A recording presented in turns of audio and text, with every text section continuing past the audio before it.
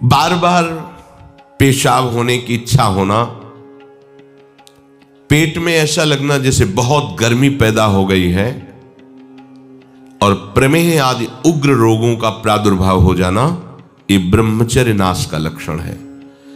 तलवे हथेलियों पर पसीना आने लगना, हाथ पैर में जरा भी काम करने के लिए चलो तो कंपायमान होने लगना, थोड़ा भी ऋतु परिवर्तन बीमारी को पैदा कर देना, थोड़ा सा गर्मी थोड़ा सा सर्दी बीमार हो गया, उसे प्रकृति का प्रहार सहन न करने की सामर्थ्य आ जाती है।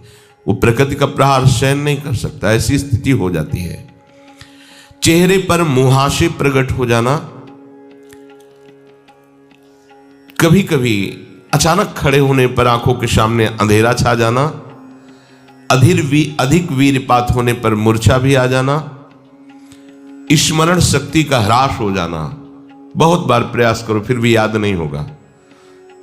और ब्रह्मचर्य सही है तो एक बार बोल दीजिए, 100 वर्ष बाद सुन लेना, वो अपने आप स्थापित हो जाएगा। ज्यादा पढ़ना लिखना नहीं पड़ता, एक बार बोलिए, 100 वर्ष बाद पूछ लीजिए, 100 वर्ष बाद उसकी स्मृति वैसे ही बनी रहेगी यदि वो ब्रह्मचारी है। चित्त का अत्यंत चंचल हो जाना,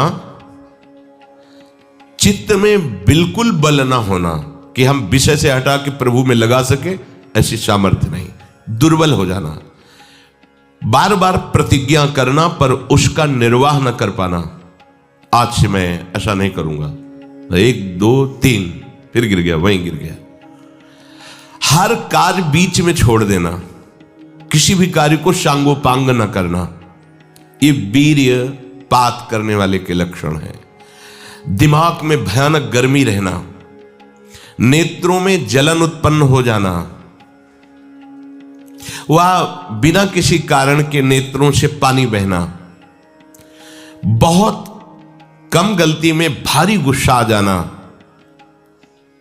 बहुत कम लाभ में फूल जाना, अहंकार आ जाना, कम लाभ में भी कोई लाभ नहीं, छोटी मोटी वस्तुओं के प्राप्त होने पर अहंकार आ जाना, माथा, कमर, मेरुदंड, छाती, इनमें बराबर दर्द बढ़ते जाना, बड़ी हालत खराब हो जाती है। ऐसे दर्शन हुए ऐसे जनों के, आंखों से दिखता नहीं, 28 वर्ष के होंगे वो लगभग, वैराग्य इस कोटिका की आप सोच भी नहीं सकते, बाहरी बस लंगोटी अचला और फुटपाथ में पड़े रहना। और पूर्व विद्यार्थी जीवन में विद्यार्थियों के साथ हस्तमैथुन करने का अभ्यास वो इतना दृढ़ हो गया था कि 10-10 15-15 बार एक दिन में स्वाभाविक ऐसे, तो उनकी हालत ये थी कि आंखों से दिखना बंद हो गया था, खड़े होने की सामर्थ्य नहीं।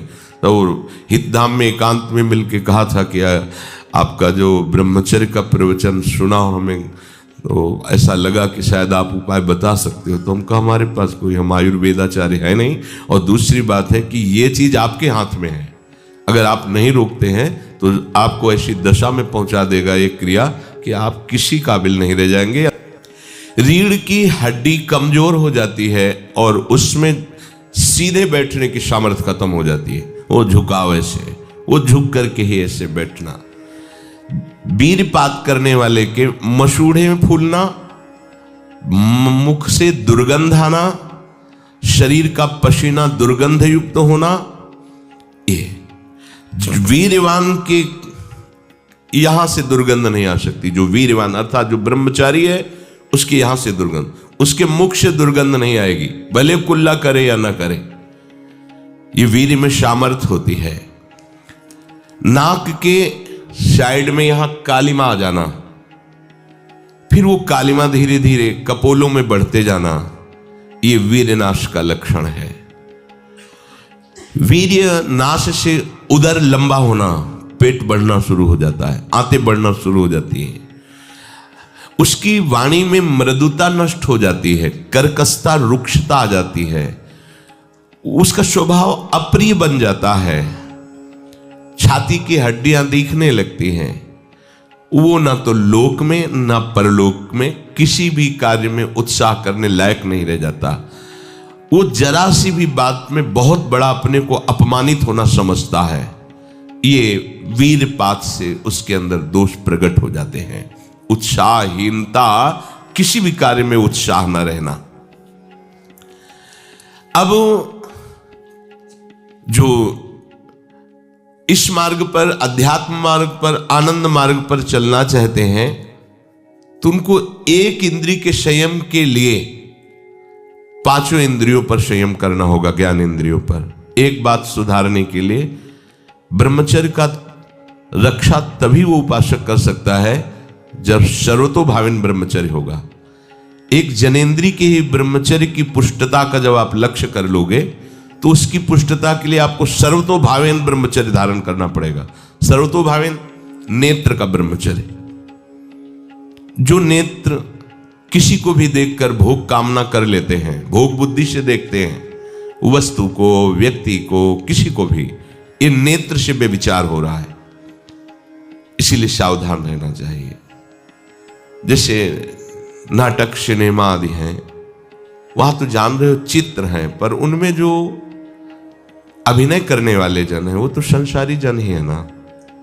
उनका पहनावा, ओढ़ावा, हाव भाव, अंग प्रत्यंग, अगर आप भगवत भाव से युक्त है तो संपूर्ण सृष्टि में कहीं भी दृष्टि जाए अपने प्रभु की भावना होती। पर वहां तक पहुंचने के लिए आपको ये त्यागना होगा ना। आप किसी का अनुकरण न करें, आप अपनी स्थिति को देखें।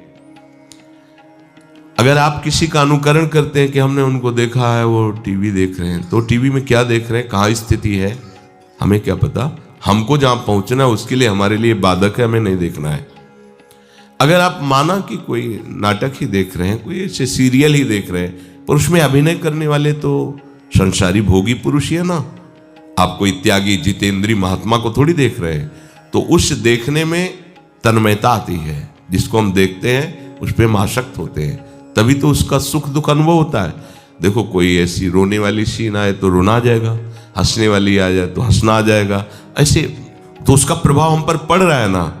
तो हम किसी के अभिनय करने वाले के अंग प्रत्यंग को देख रहे हैं और वो कामुक होकर कोई काम चेष्टा कर रहा है या कोई ऐसा, वो सारा का सारा मन कवर कर रहा है आपका। और एकांत होते ही फिर जो मन अपना मनमानी करवाएगा, आप नहीं सह पाएंगे। इसलिए नेत्र का ब्रह्मचर्य सबसे पहले शुरू कीजिए। आपको वो चीज नहीं देखनी, वो बात नहीं पढ़नी, वो दृश्य नहीं। श्रीमद् भागवत में वर्णन है, कोई पशु पक्षी भी मैथुन कर रहा हो, अचानक दृष्टि गई तो मानसिक प्रणाम करके दोबारा दृष्टि नहीं जानी चाहिए।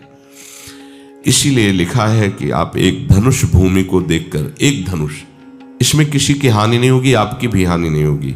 आप एक धनुष भूमि देख करके ही चलिए। मतलब बहुत लंबी दूरी देखने की जरूरत नहीं है, बहुत दृष्टि उठा करके इधर उधर गर्दन हिलाने की जरूरत नहीं है। और जैसे कि कोई टक्कर मार सकता है, तो देखो जिनको प्रारब्धानुसार टक्कर लगनी होती है ना, वो चाहे जितनी सावधानी से चलो, वो प्रारब्ध आकर के दंड देता है। अन्यथा सीम की चाप सके को तासु, बड़ रखवार रमापति जासु। आप जा रहे हो भगवत चिंतन करते हुए, तो प्रभु का नाम आपका पहरेदार अंग रक्षक है, कोई बाल भी बांका नहीं कर सकता। आपका प्रारब्ध यदि आया है, प्रभु से पास हो गया है कि आपको ये दंड मिलना चाहिए, फिर मिलेगा। आप निश्चिंत रहिए, निर्भय रहिए। प्रभु का जो विधान है वो मंगल करने वाला है। देखो इतने बड़े महापुरुष पूज्य श्री राधा बाबा, श्री आद्याशक्ति भगवती की प्रसन्नता की आराधना कर रहे हैं, क्योंकि श्री कृष्ण हमारे पति हों, इस सिद्धांत की पुष्टता के लिए। और पैर फिसल जाता है, स्नान करने जाते हैं, खड़ाऊ पहने हुए थे और अंग टूट जाता है, दवा नहीं लेते, बांस की खिपचाल बांधकर पुनः अनुष्ठान में बैठते हैं। बलिहारी ऐसी सामर्थ्य की, ये भागवतिक सा प्रारब्ध ऐसे महापुरुषों को भी दंड दे देता है।